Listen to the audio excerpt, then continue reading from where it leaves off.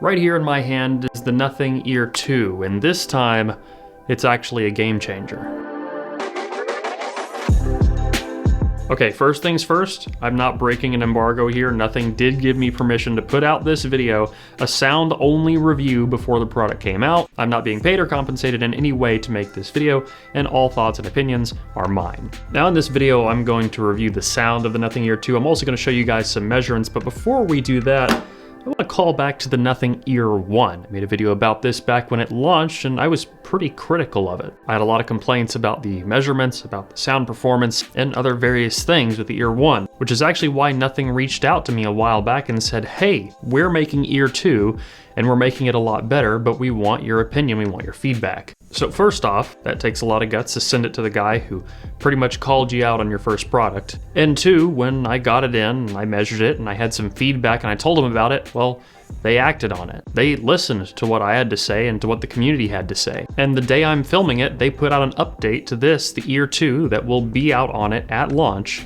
Now, I can't show you what this looks like, but we can talk about sound and I can show you the measurements. A few points on the technical side that I thought was really cool about the Ear 2 compared to the Ear 1 is it actually has a considerably larger opening on the front of the driver, so less damping. A lot of audiophiles will tell you that's a good thing. They switched from N45 to N52 grade magnets. Those are much stronger. And the available airspace that the driver can use in the cavity is considerably larger due to some additional venting. It also has a new chipset and improved codecs. This does LHDC. But what I really care about today is sound quality and their measurements. And I'm also going to compare it to these, my beloved AirPods Pro 2. First things first, let's talk about active noise canceling performance. The green line here is the source sound in the room. The red line is what we're picking up with the active noise canceling on with the Nothing Ear 2. While a similar level of attenuation to what you would expect in both the Ear 1 and the AirPods Pro 2, what we are getting is a more consistent level of attenuation. There's not a massive narrow spike anywhere, so it's going to sound more evenly attenuated across the board. This is a good thing, and this is an improvement over the first generation. What impressed me more here was the improvement to the Nothing Ear 2's transparency mode. The green line here again is the source signal in the room, and the blue line is what you hear with the Nothing Ear 2 in your ear with transparency mode on. This is a considerably more linear and closer transparency mode than what you got with the Ear 1, and especially in areas that are specific to speech, it is a lot more present than the previous generation. There is a slightly better transparency mode in things like the Bose Quiet Comfort Earbuds 2, but as we'll soon talk about the rest of the things that this does right, that more than makes up for that. Now on top of that, I should already know that this is a pretty good result. Here's where it gets fun. The green line here is the target for a raw measurement. The blue line is the raw measurement, the frequency response of the Nothing Ear 2, and the red line is the compensated measurement. Basically, if the red line is flat, then it's flat to the target. Most of what matters here is in the mid-range and treble. Bass can then be tuned to taste. And here's what we get. In the low end, we do have some additional sub-bass. We have the natural end of the ear gain at 200 Hertz, which is where it'll naturally slope down. We become targeted here at around 400 Hertz and continue up to about 1.7, 1.8 kilohertz.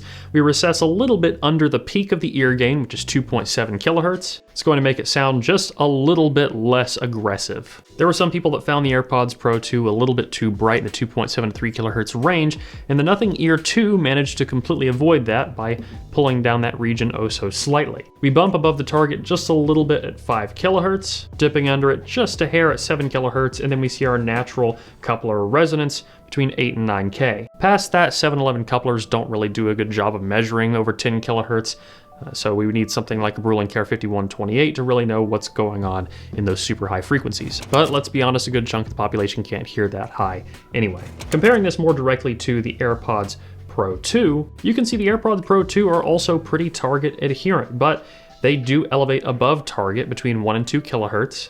They don't have the ear gain recess at 200 hertz. They are more present at 3 kilohertz, and they have a considerably higher amount of treble between 6 and 9 kilohertz. Between those things, the AirPods Pro 2 do come across as a little bit more analytical sounding than the Nothing Ear 2. Though both are nearly equal in terms of target adherence, the Nothing Ear 2 actually getting a little bit closer overall to the target because of the treble peaks that the AirPods Pro 2 have between 7 and 9 kilohertz. From an objective standpoint, this means that the Ear 2 is technically closer to target. And from a subjective standpoint, well, I think it sounds better too. We're getting a higher resolution codec, we're getting more detail, but we're also getting things like soundstage and imaging that we didn't get on the Ear 1. I feel like the Ear 2 is benefiting here because of the change in damping to the front of the driver. You might remember my review of the $4,000-ish Dan Clark Audio Expanse. Well, it was a decent headphone, but it was so overdamped that it tended to kill off a lot of technicalities that I enjoyed. With these changes to the damping, the frequency response, and the chipset, Nothing has built a pretty good recipe for success, even in the audiophile community. And I actually enjoy this more than the OnePlus Buds Pro 2 as well. Another complaint that I had with the Nothing Ear 1 was its inconsistency. I had a lot of times where the active noise canceling would shift from ear to ear, it would randomly go into transparency mode, I would get a high noise floor, and over the last several weeks of testing I've had none of those problems with the Ear 2, during that period of which it's received several updates. Bug fixes for bugs that I never even encountered. And on top of that, the software allows you to use a custom EQ. It's only 3 bands, which isn't a lot, but it's still enough to where if you needed a little bit more bass or a little bit less treble, well, you could do that with ease. These also allow for integration with an app called Mimi. It was used by Beyerdynamic and several others for customizing your own sort of sound tuning based off your hearing profile. This really is a good addition because a lot of people's hearing does vary within their ear. Whether you have hearing loss or not, your ears are going to all respond slightly differently. With all that said, I'm confident that the tuning of the Ear 2 is going to appeal to the largest number of people it possibly can. It's fun, it's detailed, it performs well in basically every category, and really, it's a hell of a comeback story if you think about it, from a brand that I was really critical of a year or two ago to now something that I would call my daily driver for a wireless IEM. Nothing's come a really long way since their first product, and I'm excited to see where they go in the future. But a big part of that is seeing that they actually listen to the community. They're listening to enthusiasts. They're doing this in audio, they're doing this in phones, and wherever else they go in the future. Well, I think that based off the results of this, they'll continue to listen to the enthusiasts in any field that they push their way into. So with that said, the tables have flipped. The Nothing Ear 2 gets my strongest recommendation for a wireless in-ear. And that goes for both your average consumers as well as audio enthusiasts. I'd like to give a thank you to Nothing for sending me this unit, as well as for listening to my feedback. And honestly, it's a pretty big weight off my mind knowing that a company growing as fast as Nothing actually does care about sound quality. So I'm gonna wrap this one up. Guys, if you liked it, please leave a like down below. A comment letting me know what you want to see in the future. If you want to get active in the community, you can hit the forum or Discord, both available, the links in the video description. And as always, don't forget to stick around and subscribe for more videos like this in the future. Till next one.